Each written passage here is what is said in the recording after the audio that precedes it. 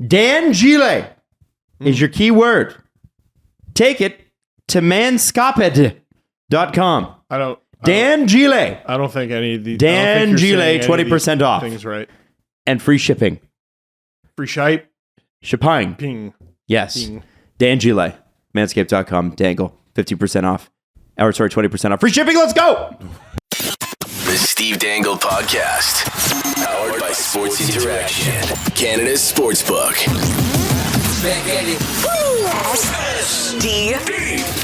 SDP. The Steve Dangle Podcast. With your hosts, Steve Dangle, Adam Wilde, and Jesse Blake. Listen, guys. Yeah. Listen. It's not that I'm worried about Kevin Fiala. I'm worried about the Leaf fans that are worried about Kevin Fiala and the Toronto Maple Leafs losing Austin Matthews in 2024 because the LA Kings got Kevin Fiala. I did see some tweets about that, and I want to remind everyone, Brian Burke got to you. Brian Burke got to you. He got to you when he said, yeah, he's going to sign his extension, and then he's gone. He's gone to Arizona. He's not going to Arizona. Now, could he go to LA? Sure. Could he go to New York? Sure. Miami? Sure. Whatever.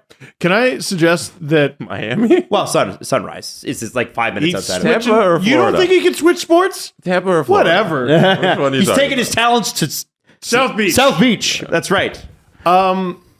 Listen. That's no way to live your life. No. It's just not.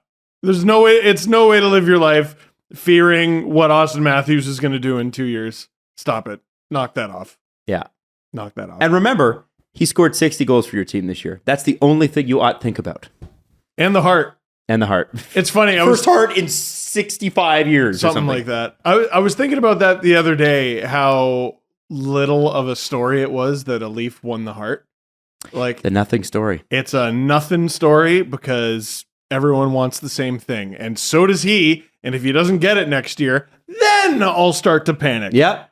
But until then, God, you have so much life to live. Just do it. Now, Kevin Fiala was had for, I mean, it was a pretty solid deal unless like, to me, I was like, okay, I hope when that trade was announced, I hope LA had the chance to talk to Fiala. Can you say the trade? Oh, the trade. Well, first off, I'm going to tell you that Fiala signed with the Kings for $7.7875. Yeah. It's a weird number. For sure. And what's weird is he doesn't wear any of those numbers. Is he feeling okay? Isn't it weird that he doesn't have that? So the Wild. God, people are weird. The Wild got defensive prospect Brock Faber and LA's first round pick, 19th overall in this year's draft. So essentially a first and a second because Brock Faber was a 2020 second round pick. And apparently he's highly regarded, though. He's a captain of his team and everything, wherever he Absolutely. plays. So that's great. And here's the thing. The Wild, buying out Zach Parise and Ryan Suter last year, they got some hefty cap penalties. It will cost them $12.743 million in dead cap space next season and $14.743 dead cap space the 2 years after that. Wow. There are so many Wild players who are going to play for the Coyotes next year. That's a good point. It's such an interesting trade because Fiala was an RFA at the time of the deal, you know, and then he signs the extension. You rarely see teams have to give up on an RFA who's a really great player who's worth all the money that he's going to get. Like Fiala had a year where he's worth this $7 million. And this is a team who's, because of their decision to buy out those two guys, have their hand forced now, where they're giving up on really good players. And it's a shame. You know, Jesse, it's interesting that you say that. Here's what Bill Guerin had to say about it. He said, Kevin, had a great year, and we're just not going to be able to do it. We knew that. Fiala's camp knew that. There was no sense in screwing around, trying to fit this under this, or give him a lowball deal. It just wasn't going to work. We knew we were going to have to move him. It just didn't fit. That's so disappointing. Like it sucks. It sucks for the fans, right? Like, what's the point of this? Why are we doing this? And it's one of the deals that Paul Fenton nailed. Oh, it's Paul Fenton's man. That's his man. Dude, the trade was 1-for-1, February 25th, 2019. Mikhail Granlund for Kevin Fiala. Dude. Fleece. What a deal. Fleece. And it didn't look like that at the time. Yeah. When he got fired, people were like, what the hell? Because Fiala didn't have a good year when he went to Minnesota. No, he didn't. Yeah. And Granlund was like a decent guy. Yeah. And now Fiala. Now he's a shitty guy. Fiala was a bit of a dick. late bloomer, but he was ridiculously highly touted in his draft year. Mm-hmm. And I remember that because it was Nylander's draft year. But he was one of those weird picks, and we've talked about this before, where we're like, he's going to be a star, and he's going mid first round. Or something like that. Like PK Subban, I remember, he's going to be a star. Second round pick. Why? I don't know. There's always Alex DeBrincat. He's going to be a star. Second round pick. Someone explain. I don't get it. But Fiala did take a while. It's interesting. I know that they have these rules in here to stop teams from making the types of deals that Parise and Suter made with the Wild, and I guess the Wild made the deals. But that type of system doesn't even exist anymore. It does sort of rank. Like, I understand people that want teams punished, like with the New Jersey Devils, for instance, when they did the Kovalchuk contract, right, and they were penalized, and then Kovalchuk left. So they're like, "Oh, come on, unpenalize us. We didn't do it that bad. Look, he left." And they got their picks back, right? They got it. I think they got a first round pick back or something like that. Lou Lamoriello just calls up Gary Bettman, and he doesn't even introduce himself. Gary Bettman speaking. What size are your shoes? All right, yeah, you can have your you can have your pick back. He's got pics of Gary somewhere. He's doing something. Gary, whatever size concrete shoe you need. But here's Lou Lamoriello will provide. So this is a very healthy hockey market with a really good team. What benefit to the NHL does this have? And I know, let's talk about the Kings deal in a second here. But I looked at this deal. What benefit do you get out of taking around 20% away from the Minnesota Wild in terms of their cap expenditure for the next 3 years? What's the benefit? So you should say, how does the NHL win? Let off the hook. I'm saying that these rules probably should have been erased when they renegotiated the CBA in 2020 during the pandemic. So I'll agree with that. I'll agree that they should have maybe figured that out. However, Bill Guerin knew the risk. He did when he made the deal. But let's and I agree with you. And you're 100% right. And this is the way it has to happen now. Right. But should it still be the case? Why is that happening? I wonder if they're just gonna, like, is this a pressing topic, or is it a topic that's going to take care of itself in a couple of years? It'll take care of itself, but in the meantime, you're hurting one of your best American markets. Yeah, and helping one of the best ones too. Oh, sure. LA's. I know this is a wild thing to say about a team that lost in the first round to a team that lost in the third round, but I think the LA Kings are a cup contender. Oh yeah, I would agree with that. You get, because if you take their playoff team, it's like you're up Kevin Fiala and Drew Doughty. And another year of Byfield and Dursey and all these guys growing up a little bit. Yeah, Grunstrom. Oh yeah, and Akil Thomas, and oh my God. Yeah, that's a really good team. But again, I'll throw Cal Peterson in there. You've got fans that absolutely adore this team. Why? Why are we doing this? What was, other than financial punishment, how does this help the franchise? How does this help the game? I'd have to ask Bill Guerin. Because, listen, this could have happened to anyone, right? Yes. If this happened to, it's happening to the Canucks right now in a way, the cap recapture penalty for Roberto Luongo. And if you're pissed at the owner, here's the deal. If you're pissed at the owner, make the owner, when they trade the contract or buy out the contract, pay the contract in full. So the owner gets the hit. So don't be a fucking idiot. Wow. So you'd say to the guy, don't be a fucking idiot. Wherever this player ends up, you're paying the rest of it, but it's not going to count against the team. I'll throw this out there too. The rule applies hard to the Minnesota Wild. The rule does not appear to apply to the Chicago Blackhawks and Edmonton Oilers in the case of Duncan Keith. Because didn't Bill Daly say, because the Oilers were supposed to get, if Duncan Keith were to retire, they were supposed to get a cap benefit. Mm-hmm. Yes. And he's saying no.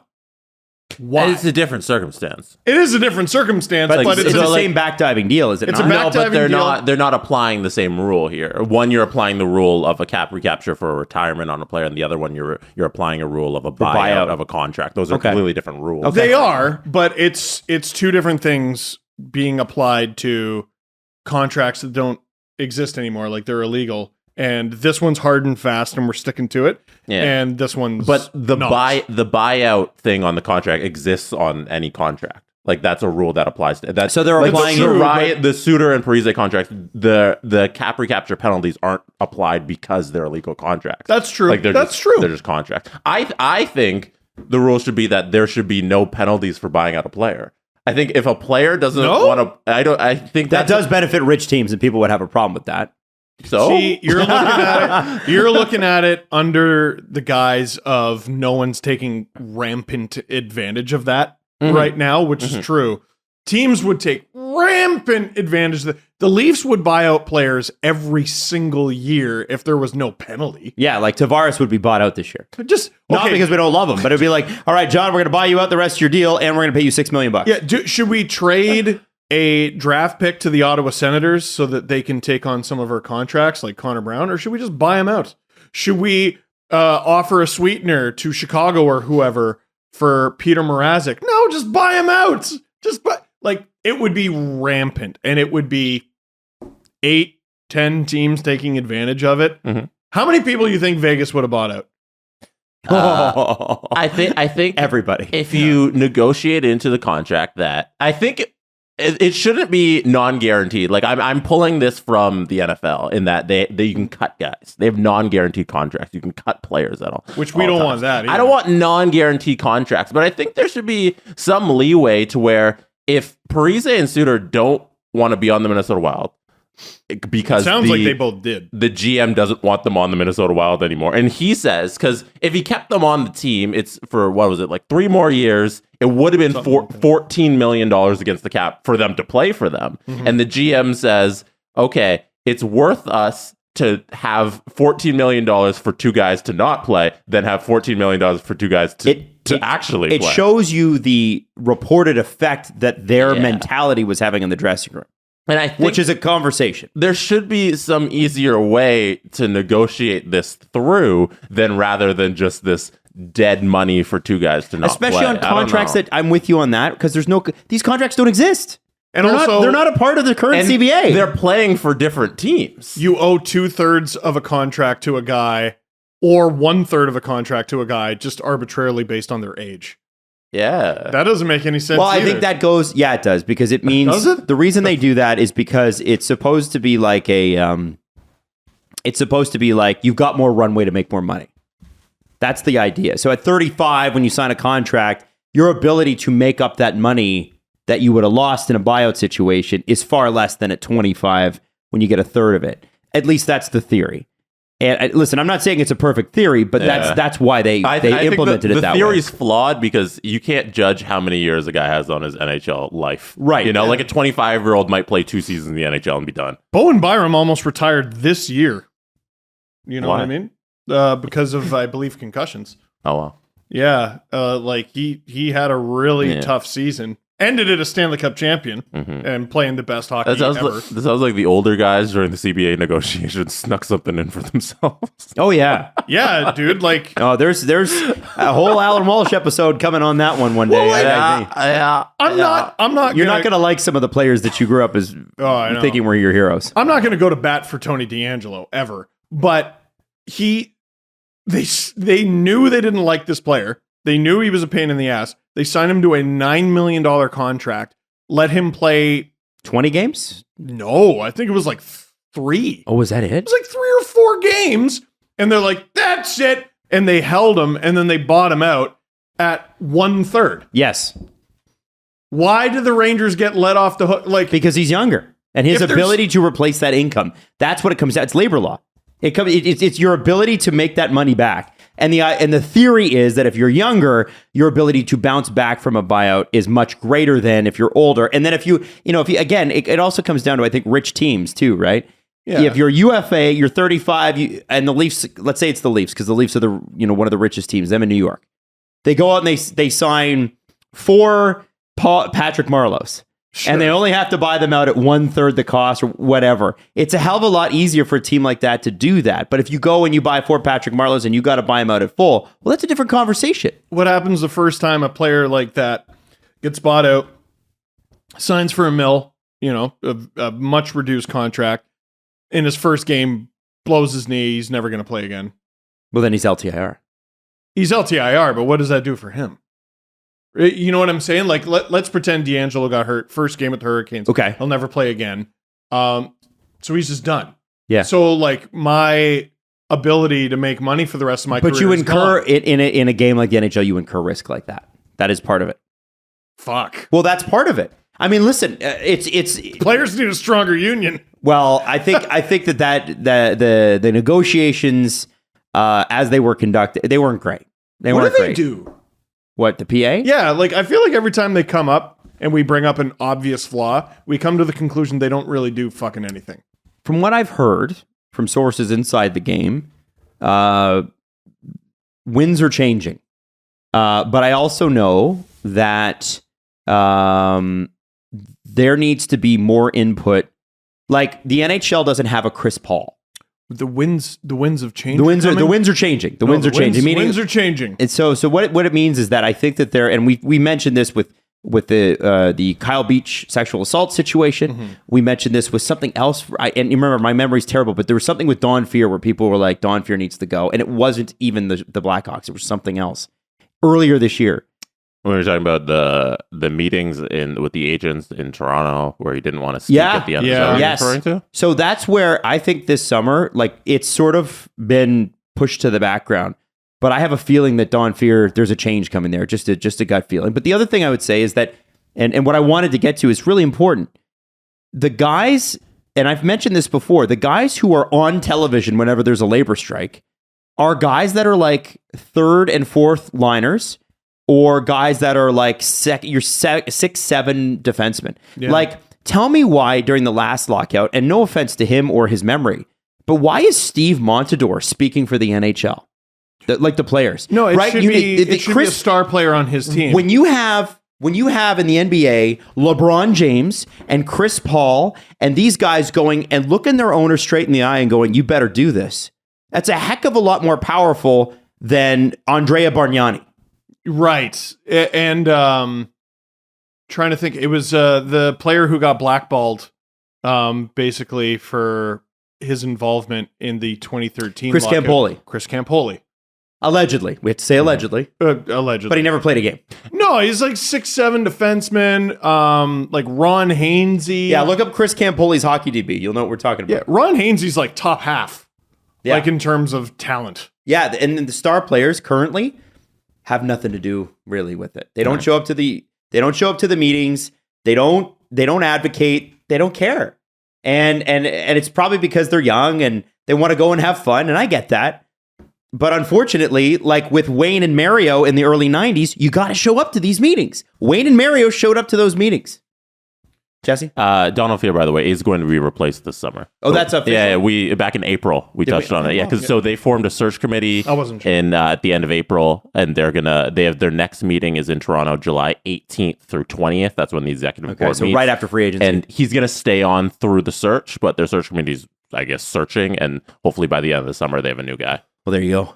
Yeah, I think it's time. It's probably time. It's long past time. But the Fiala deal in a hockey sense is a great deal for the Kings. And I think I kind of hadn't considered this, but when you look at the ages of, they've got some blossoming players, obviously, but you've got major part of your core is Kopitar, 34, Doughty, 32.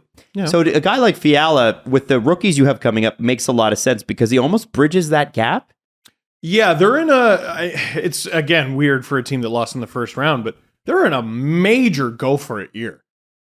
Like, you're not going to have a much better opportunity than you are over the next couple years. Yeah. You want to get the most out of Doughty and his, I guess, the tail end of his prime. Yeah, he's probably on the back nine, but he's still very good. His contract, by the way, does not expire until the summer of 27. Wow. a long time. But you from got- now. Okay, so maybe never mind. You got 2 more years of Kopitar, though. Yeah. At $10 million. So next year, the year after, and then he's a UFA. And there's a big power vacuum there because Dustin Brown retired or is retiring. Right. So Interesting. you want to get as many young guys in there as possible because they're going to be the leadership core going forward. It's going to be Sean Dursey. It's going to be Quentin Byfield. It's going to be Akil Thomas, and who knows, maybe a Philip Deneau. Philip Deneau helps bridge that gap big time. For sure. And you have him, like, Fiala's like an offensive dynamo, right? Great winger. And but then you've got Deneau and Arvidsson, who are both 29, and they are signed for multiple years. But at really reasonable hits. Like Danault's a 5.5. Arvidsson's a 4.25. They're a really good mix, LA. It is. It's really kind of good mix. I look up and down the lineup. I'm like, that's a really good team. Like they're not missing much pieces. No. I think they needed, I mean, if I were to say anything, if you're going to be picky, it would be nice to have another offensive center who's like dominant, i.e. what you hope Jack Eichel can be in Vegas. Mm-hmm. So if that becomes available, I don't know, maybe like in the summer 2024 when Kopitar's contract's up and Austin Matthews is the guy. What's wrong with Anze Kopitar? Nothing wrong with Anze Kopitar, but I think Danault, who had 20 goals this year, if you're Trevor Moore, I think you probably, ideally, like if you want a Stanley Cup, I think it'd be nice to have Danault on the third line on like a shutdown line. That's all they do. So disrespectful. I love Danault. I'm a big Danault guy. To Kopitar and Byfield and Danault. There's your three centers up down the middle. Okay, but is Byfield ready Matthews, to do for that? Byfield, Danault. Like disgusting. And Sean Dursey lifts the cup. And hands it to Trevor Moore. That $10 million that Kopitar makes could go right into Austin Matthews' pocket. And the Leafs, who are struggling to get into the wild card, trade Muzzin to them at the deadline. Byfield, by the way, had 10 points in 40 games this year, right? So as much as there's talent there, Coming and off there a is, big injury. sure. Yeah. But we still haven't, Matthews in his first year had 40 goals. Yeah. Right? You want to see, I want to know what that is. You know a guy who had a really slow start to his career and look at this bust, what a bum? Joe Thornton. Oh, yeah. Go look at his rookie I'm not numbers. saying Byfield is a bust before you hate tweet me at all. Why did you I'm not say saying- It's so disrespectful, Adam. Oh, well, I don't think LA is quite there yet, but there are a couple players away. If there's a center that comes up and is available, and I am a piece of shit, I think LA is going to be in the mix for like whoever is the top line center. Every year there's a top line center that becomes available, and I wonder if his name is not Pierre-Luc Dubois. His name's Anze Kopitar. Mark He's Scheifele. on the team. No, Pierre-Luc Dubois. Blake Wheeler. Wheeler's a winger, isn't he? So what? Scheifele might. I'm just throwing out names. But I'm just throwing out as many names that aren't Austin Matthews as possible. Oh, just to distract from that. Yes. Anyway, really good deal for LA. And so here's my question: after all of this, what is the Wild's direction? What do you do? 12 million, 14 million, 14 They million. got rebuild for fucking 3 years. You just signed Kirill though. They're the Kirill the Thrill. They're so weird. Yeah. I don't know. Like, I really don't know. Like, it's weird to be in permanent tinker mode. Yeah, they're going to try and be scrappy for like 3 years. You know, it's going to be like, we're going to play under the cap. We're going to get a bunch of guys who are going to work hard. We're going to have Caprill. We're going to get some good goaltending. And we're just going to try and do what we can with our roster. And they might sneak in the playoffs a couple of times. I still think they're going to be good, but it's weird that they're like, okay, I assume Marc-Andre Fleury wants to win the Stanley Cup before he checks out. Again. For The fourth. He was on the bench for the other. He was backup in the He won last in two. 2009, and then he was tandem / backup with Matt Murray for the back-to-backs. Mm-hmm. Like, is Minnesota that team? Probably not. Sign a 1-year deal and then get traded where? Yeah. You know, like he didn't really seem that enthused for a trade at the deadline. I don't know. I wonder, and I think probably that's family related, right? Where it's like Of course. Yeah, so he probably wants to sign with the team right off the top.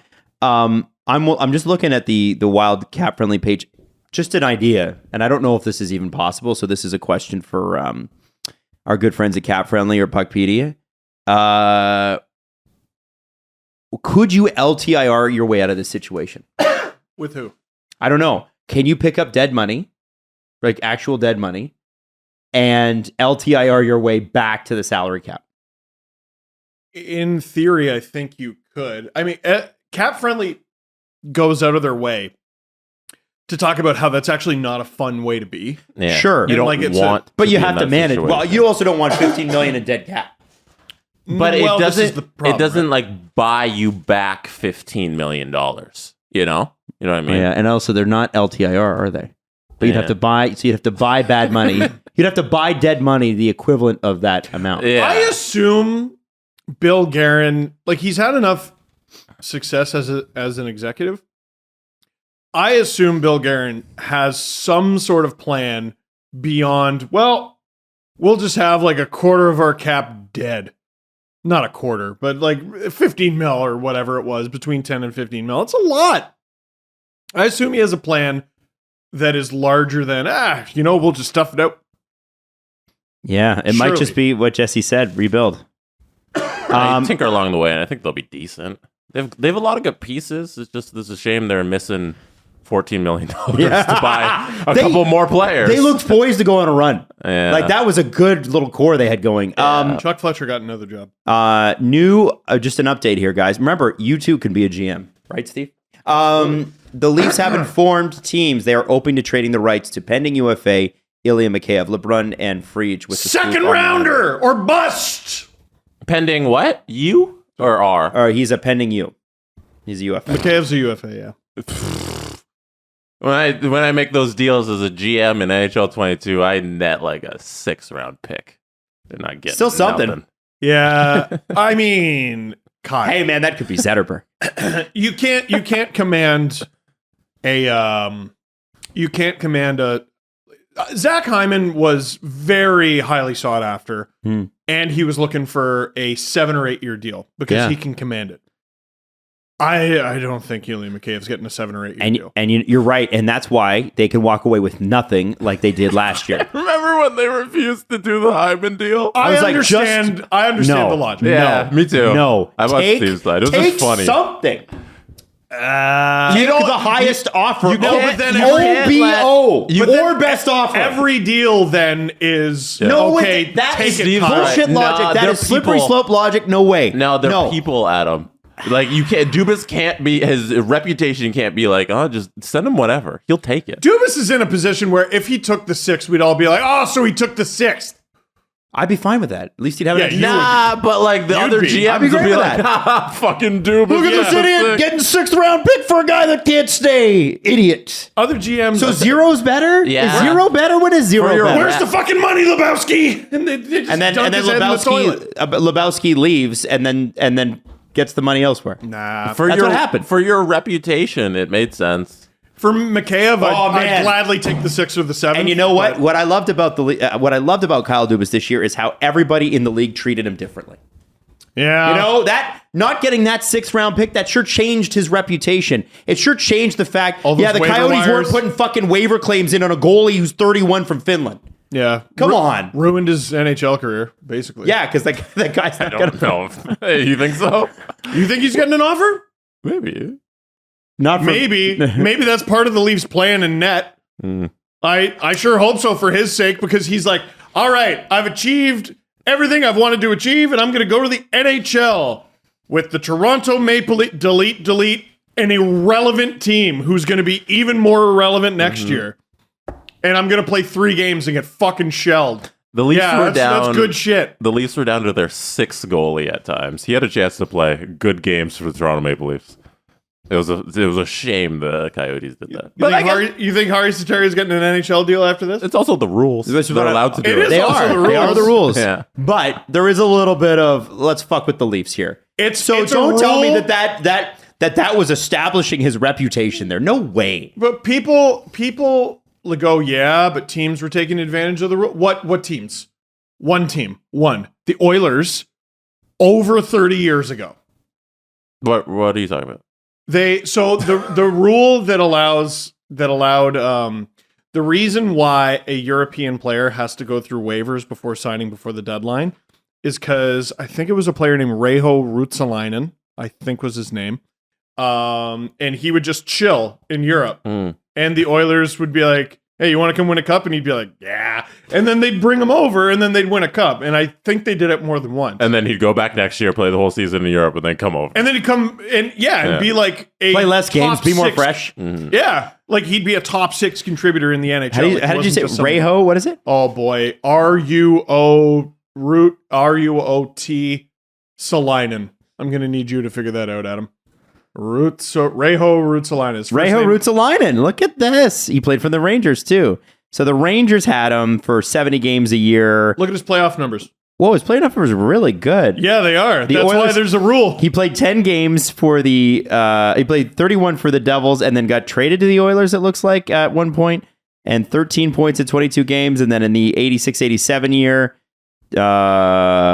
7 points in 21 playoff games. 86 before we were born. Damn, that's crazy. This dude is the reason for a rule before Harri Säteri was born. Look at him. Reijo Ruotsalainen is a handsome guy. Look at that. Oh, I know. Come on. It's outrageous. That's It's outrageous. ridiculous. That's ridiculous. That's wow. He also played for your favorite team, Fiala Bern. Hey, In there you go. Swiss A. Listen, it's not. I'm not too worried about. We knew Mikheyev was gone or whatever, and I know the 6th round pick doesn't change things really that much one way or another. But my belief is always, it's like if you're throwing a used car up for sale, it's like I'd like 20 grand for it, but I'll take the best offer. Dubas loves a Galaxy Brain deep pick. He does, And you know what? does. He traded a couple years ago. I believe this was the 2020 COVID draft with one of the. That was the draft that went like 8 hours. It was agony. But the Leafs traded. I remember that. Oh, it was I remember terrible. that being exhausting. Remember I was late for our podcast? Yes, I do. And it was like 7 o'clock at night. And Jesse and I were just getting off horrible. work. What? Horrible. It was one of the worst sport experiences There was a ever. draft. 2020 draft. In the pandemic? Yeah. Yeah. That it lasted from like 10 or 11 in the morning until 7 o'clock at night. The second round.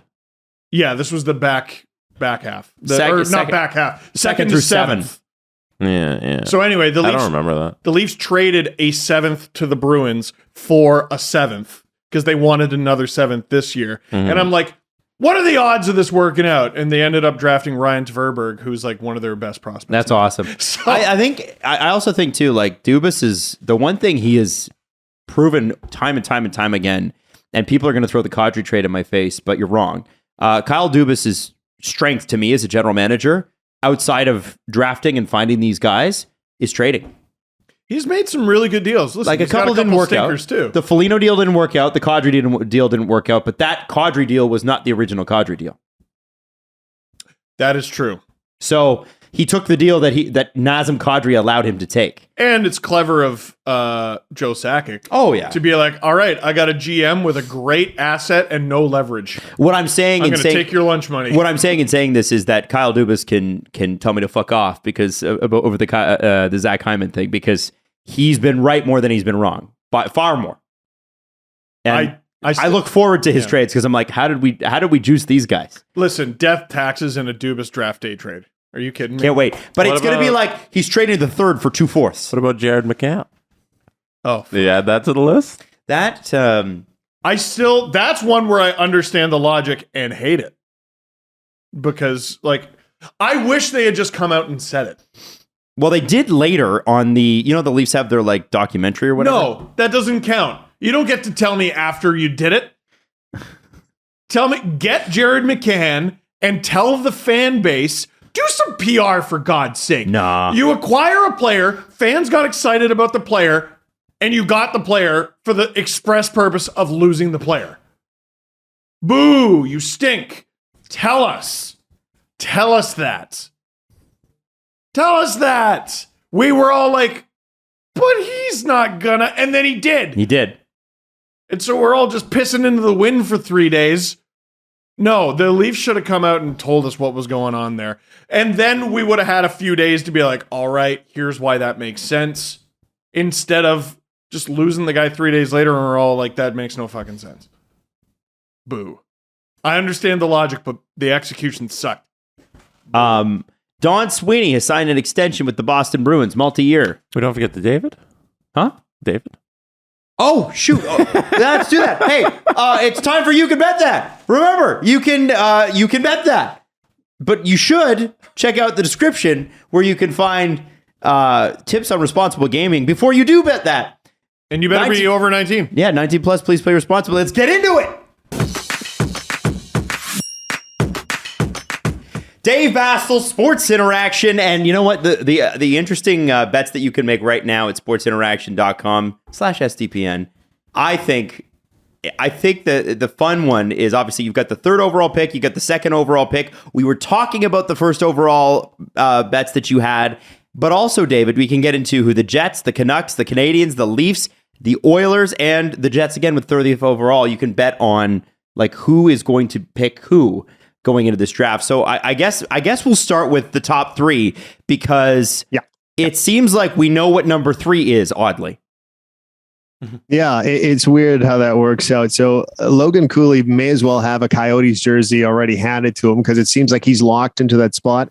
Good for them. Young center, fast, a little bit on the smaller side, but that's okay. First overall pick, though, it was Shane Wright for the longest time, guys. You know this, but all of a sudden there's this argument going, hey, don't forget about this kid out of Slovakia, Slavkovsky, or however you pronounce his last name, because it's a humongous kid, 6'4", 220, 7 goals at the Olympics. I actually remember this guy playing at the Olympics game because I was probably one of the 10 people that watched Olympic hockey, but he looks like a man in a boys' league. And I don't know. I mean, are the Canadians going to make a mistake by passing on this hulk of a winger, or are you building through the center? I mean, there seems to be a debate now, and I never thought there would be. What's interesting is at 3rd overall, because you did mention Logan Cooley, if you think, because sometimes this happens, right? And Jesse, you mentioned it the other day with the Orlando Magic. Sometimes teams have their guy and that's their guy and you're not going to throw it off. So if a team sort of makes a pick that no one's expecting, all the other teams go, well, I'm still drafting my guy. That's my guy. If Shane Wright doesn't go first, and if he doesn't go second, you could take him at 23 to go third. Wow. Which is pretty good odds. New Jersey fans would riot if he falls to second and they don't take him. Ooh. Oh, man. Right? Well, considering Cooley's a center too, right, guys? Yeah. So if he's noted as the second best center and you have the first selection for a center, if you're in that New Jersey spot and Montreal takes the winger, how do you not take Shane Wright? Oh man. Right? Oh man. Yeah. And then so we'll move on. so to give you an idea of what the first overall or the first round thing looks like, Ottawa Senators with the 7th overall pick. A noted Alan Walsh client, David Juracek there at 6'4", but there's some other ones. Matthew Savoy, Joaquim Kamel, and Marco Kasper at 5 and 6 each. I think it's pretty safe to say that you got to know your team if you're going to make a bet like this, right? You got to know, like you got to read every blog. You got to know who they've interviewed, right? Yep. And you kind of have to understand how your team drafts as well. Do they draft strength or do they draft, we need positional players? Because sometimes you just take the best player on the board, but other times you kind of draft for position, right? Steve, there are some names here for the Leafs at 25th overall. We're going to make you make a choice right now. Oh, God. All right. And I can't pronounce this last name properly, so I apologize. Ivan Miroshnichenko. Okay. That's pretty good. Okay. Jagger Firkus, who is actually rated around 32 because he's right ahead of Jack Hughes, from Northeastern University, who, by the way, is Kent Hughes' son. I didn't know that. Yeah. Kent Hughes, GM of the Montreal Canadiens. Right. Yeah. Brad Lambert, Noah Oslin, Isaac Howard, Leanne Bischel, Ryan Chesley. At any of these names? Would you pick any of these names? I know Jagger Firkus interviewed with the Leafs a couple times. Oh. So I would take him or Brad Lambert, who hails from... I have no idea. Finland. What? Yeah. Really? Well, of course. You can't tell by that name. Yeah. Every year. He's been on the Finnish World Junior team for a couple of years, and it's like, Einen, Lambert. Einen. Wow. Yeah. I wonder what the story there is. Lambert's that's not a native Finnish name. His name's Brad Lambert, and he was born there. Okay. Brad Lambert. Well, Yep. And Adam, you're absolutely right about Jack Hughes. Please let him go to the Devils. Yeah. Second round. Jesse, what were you going to say? I was just going to say, betting on who somebody is going to draft has got to be like the biggest flex of all bets. If you make it. Because the teams don't really even know who they're going to draft up until like the moment. And if you can correctly guess that, that's got to be like one of your best hits ever. One of the options for every team is anyone else. And you could potentially hit a parlay if none of the teams draft any of the players that Sports Interaction has listed. That's fun. But the odds are pretty low. So we'll see if Jagger gets drafted in the Firkus round. Oh, boo! Hey, is that Ron McLean over there? Thank you, David, so much. Have a fantastic long weekend, my friend. Thanks, guys. Happy Canada Day. sportsinteraction.com/SDPN to sign up. Elysium products target aging at its source. They're unlike anything that any other health company we've ever seen offers. NAD supplementation. This is amazing. They have dozens of the world's best scientists. 7 of them are Nobel Prize winners. Elysium Health is your most trusted source for NAD supplementation. Their product basis is basically proven to increase all of NAD by 40% safely and sustainably. And if you go to trybasis.com/STP and enter the code the STP at checkout to save 10% off Basis, you can check out their prepaid plans as well as other Elysium Health product. Go to trybasis.com/STP. Use that promo code STP at checkout to save 10%. It's Elysium Health. Check it out. Hey guys, it's hair time. Yeah? It's hair time. Now, whether you're into hair removal or hair poofiness, hair brushing or cleaning, you need to use Manscaped's 2-in-1 shampoo and conditioner that cleanses and nourishes in one step. It's a clean formula, and the base of it is coconut water, green tea, aloe turmeric, and sage that makes your hair healthy and hydrated. How much leg hair do you have to have going on to start using the Manscaped shampoo? Tell me, guys. Shampoo on How your much legs, do we need? Adam. How much? Could you use that Manscaped shampoo on your legs to shampoo the leg hair? I think Steve could for sure. Oh yeah. Hairiest legs in hockey. You got the hairiest legs in wow. Yeah. Oh my God. Now I did walk by Steve once when he had used the 2-in-1 shampoo and conditioner, and it does smell great, but it also does a great job. And you can get it as a part of your first package, 20% off and free shipping with the promo code DANGLE at manscaped.com. Again, that's 20% off and free shipping with the code DANGLE at manscaped.com. It's time to get clean, especially those legs with Manscaped.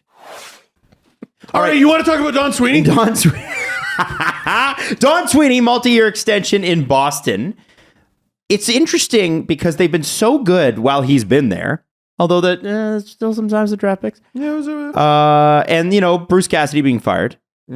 But they have been really good since he's been there, and yet Boston fans are like, I'm not so sure about this. And by not so sure about this, they're like, what the fuck? Because Boston Bruins fans don't do anything on the low. So 2 days ago, the Boston Bruins tweet, the Boston Bruins have signed general manager Don Sweeney to a multi-year contract. That tweet currently has 592 likes, 1,439 replies, and 1,164 retweets.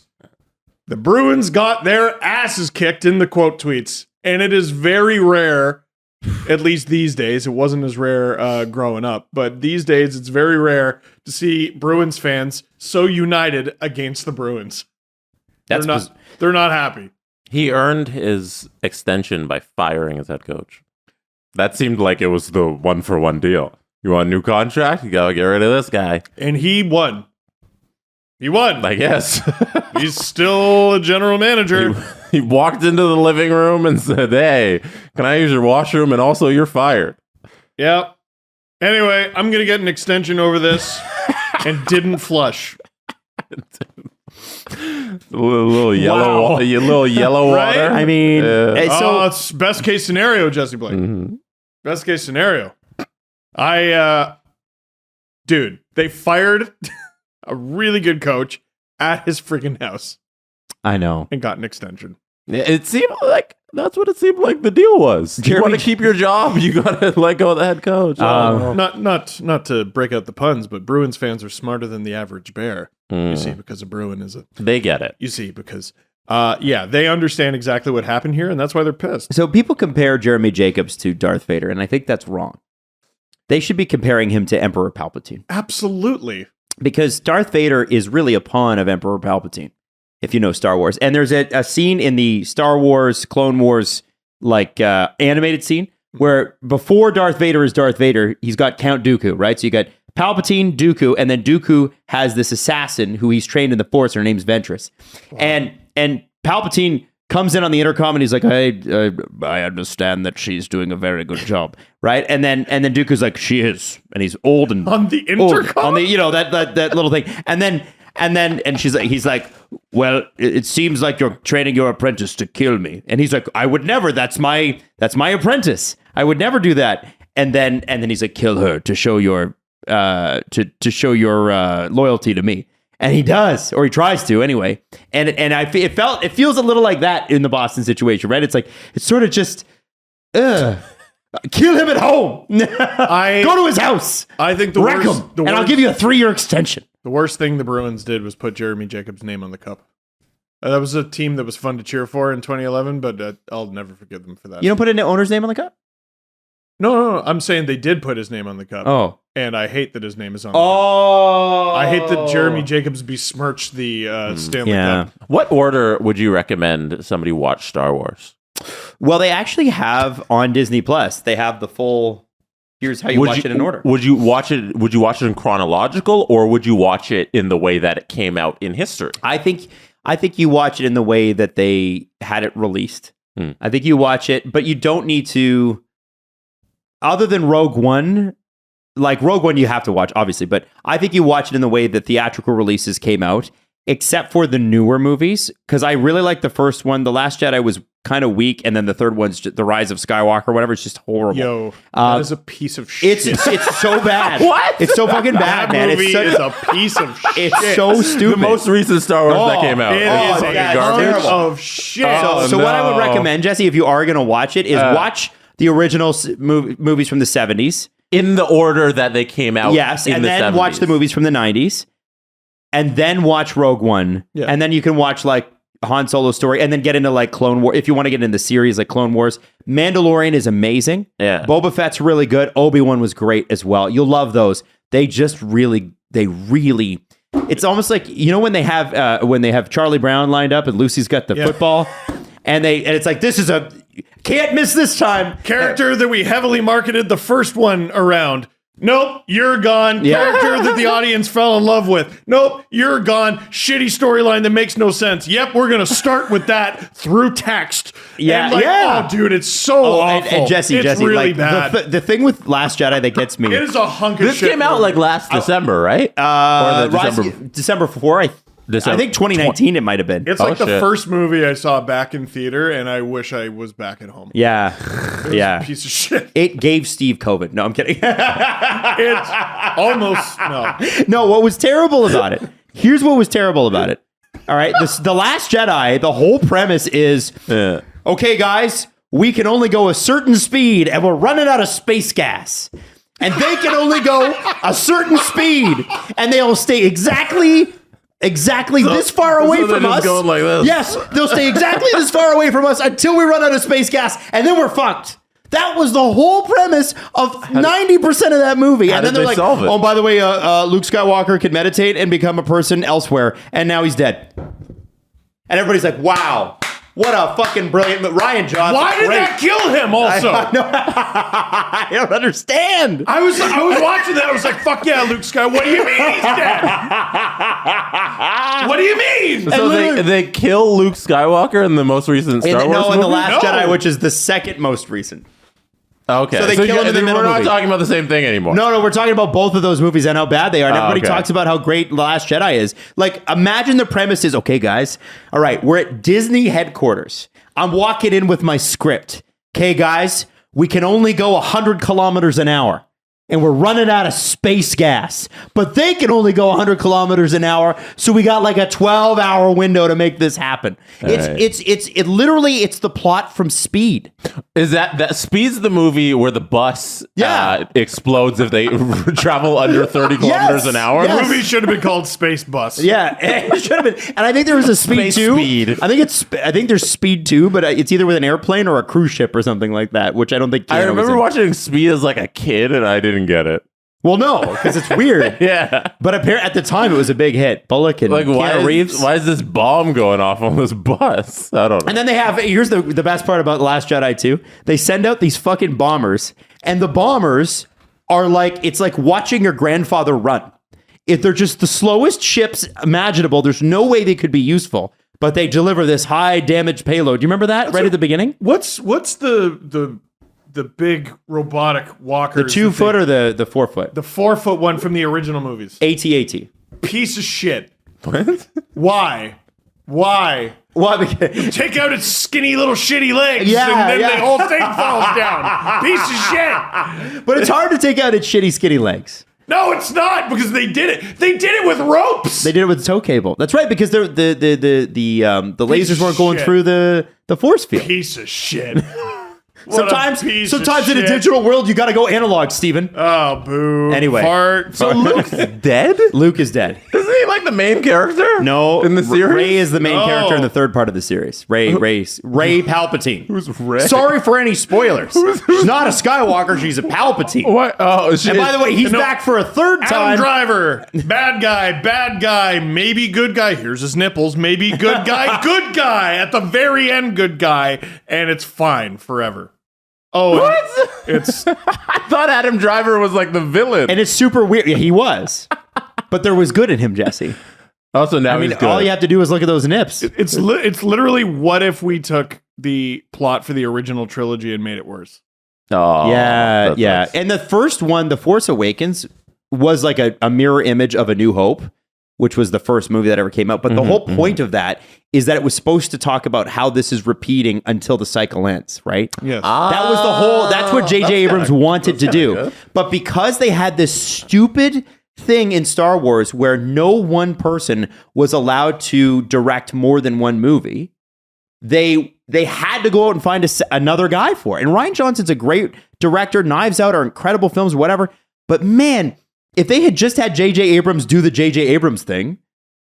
So he didn't get to do them all? No, he got to do one, and then Rian Johnson did it, and they're like, whoa, we don't really like that. And fans are like, no, it's good. No, don't tell me it's not good, even though everybody hated it. It's great. And then It says he did Force Awakens and Rise of Skywalker. yeah, they brought him back to save the fucking franchise. And it did work? Yeah, no. It was horrible. Because Rian Johnson was like, oh, you see that story you're creating? Here, we're going to go over here. And then JJ's got to spend the first half of the movie bringing it back to center. Right. Oh.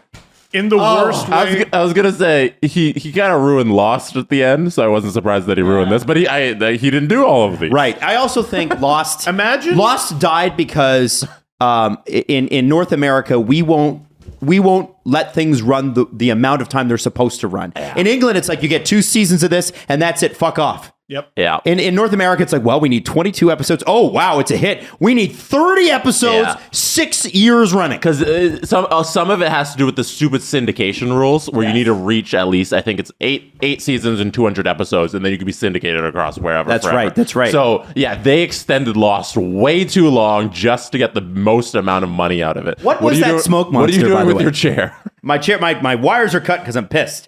I know. Okay. Okay, so what were you about to What say? was the Spoilers for Harry Potter, in case you're one of the few people who doesn't know it. It's like if the Goblet of Fire began with the movie, if the Never seen movie it. Goblet of Fire began with, well, I'll say it to Adam, Voldemort returns in text. Biggest bad guy in the series, he's back. How? I don't know. Okay. K. This, Like, because it's the slowest million miles a minute ever. This is the movie Return of- started, and I read that. I'm like, what the fuck? this is the Skywalker, the 2019 Yes. one. Yes. Okay. Dude, okay. it's a hunk of I'm shit. following along. Garbage. So yeah, I don't know about Don Sweeney. I don't know. We'll see. I guess we'll have to see. The average person goes to 3 birthday parties and 3 weddings over the course of the summer. Did you know that? I didn't. Now, Three weddings? 3 weddings. The average Italian person, it's got to be like 10. Oh, I know you go to a lot of weddings. I know you go to a lot of birthday parties. If you got to get out this summer, then you need to try out Z-Biotics. It's the best. The world's first genetically engineered probiotic, invented by PhD scientists to help tackle rough mornings after. oh, so now I can have grappa. Yeah. Is that okay? Do you actually like grappa? No, Okay. but I drink it. But you do drink it, because if you don't, It's trouble. yeah, okay, all right. Now here's how it works. When you drink grappa or otherwise, alcohol gets converted into a toxic byproduct in the gut. It's this byproduct, not dehydration, that's to blame for your rough next day. Zeobiotics produces an enzyme that breaks that byproduct down, and it is designed to work like your liver, but in your gut where you need it the most. So here's what you need to do. Give ZBiotics a try for yourself. Go to zbiotics.com/SDP and get 15% off your first order when you use SDP at checkout. ZBiotics is backed by a 100% money-back guarantee, so if you're unsatisfied for any reason, they'll refund your money. No questions asked. Now remember, July 1st in Canada, July 4th in America, just around the corner. So order a pack of ZBiotics for you and your friends today. Make sure you get it on time. Remember, head to zbiotics.com/SDP and use that promo code SDP for 15% off your checkout. July 6th in the UK. Is it? Is there something on the day? Queen Day. Oh, is it called Queen? Shut up. We're about to head into a long weekend up here, and actually in the States too. Friday is the Canadian one, Monday is the American one, and I don't know if this sounds good to you or not. How about a light and refreshing subtle malt sweetness finished with soft notes of fresh citrus? Well, I tell you, you have to tread lightly with that. Ah, you see what he did? Oh. Made right here in Ontario, Muskoka Breweries. Tread lightly. You should definitely check it out this long weekend. Easy drinking, refreshing. Go to a place where light beer makes no flavor sacrifice because, light beer does have that reputation. It's really good. It is really good. Tread Lightly offers craft beer enthusiasts a delicious, light choice at only 110 calories per 355 milliliter can. Like all of their beer, Tread Lightly is proudly crafted in Muskoka with all natural ingredients. You can find it at the LCBO grocery store and the beer store. And also there's curbside and pickup and delivery. So it's all available for you this long weekend. Enjoy. Check out muskokabrewery.com for more details. We'll cut through the rest of this really quickly. Jack Campbell could be moved as well in the way that Mikheyev is. Darren, yeah, it does make sense. Darren Dreger says he'll probably get $6 million. New Jersey. Whoa, really? Yeah, New Jersey's expected to be a major player for this. And one of the things I read, I believe it was on TSN, it was like, listen, if the Leafs could maybe ask for like a Mackenzie Blackwood back, whose career has kind of gone off, and then they could potentially, like, maybe there's a package to be built around those two. The rights for Campbell, Mackenzie Blackwood comes here, and there's a reclamation project, right? Mackenzie Blackwood makes $2.8 million. Is that what we want? Is that what the Leafs Not want? when Peter Mrazek makes 3.9 or whatever it is. Here's the thing. The logic around not blowing it up is sound. However, who's the goalie? Literally, who's either goalie? Not even just who's the starting goalie. Who's the backup goalie? Who are either of the goalies? Dude, Pavel Francouz had to win a series on his own, basically, for Colorado. Yep.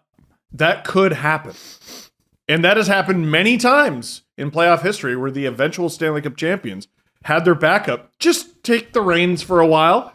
Pittsburgh, both times in their back-to-back. The Ducks in 2007. The Avalanche this year.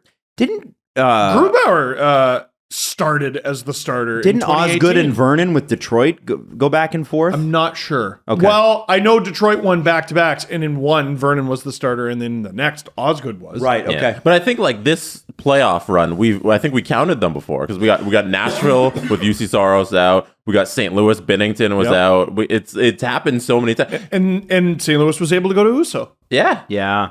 And like Steve, Jesse, Kyle Dubas comes to you and says, "Next year I'm starting with Mrazek and Shalgren." How do you feel?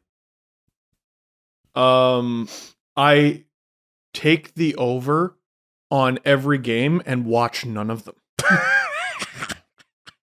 I'm not subjecting myself to a Mrazek Shalgren tandem. Mm-hmm.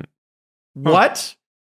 I have so many. I have a Twitter account with a large following. There are so many more efficient ways to hate myself than watch the Leafs with a Mrazek Shalgren tandem. If Mrazek is one of the two, no, is that okay? I think you can't. No. Because like to me, that 3.8 is so hard to get off of. Cool, get off it. They're gonna find. Yeah, I guess they'll find a way. Figure it out. Yeah. Like, hey, Dubas, we're not going to fire you. Oh, okay. Wow. Oh, jeez. I was worried about that. Thanks. Okay. Now, this summer, we ask you one favor. Do your fucking job! He'll do it. Yeah. He'll do it.